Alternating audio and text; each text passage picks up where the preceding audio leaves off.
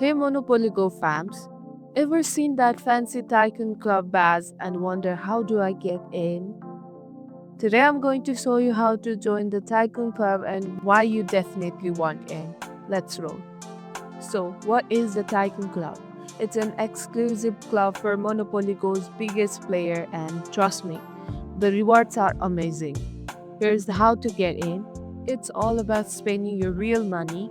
Player who make significant in-game purchase like dice roll, sticker bundle, and special packs get invited to Tycoon Club by the Monopoly Go teams.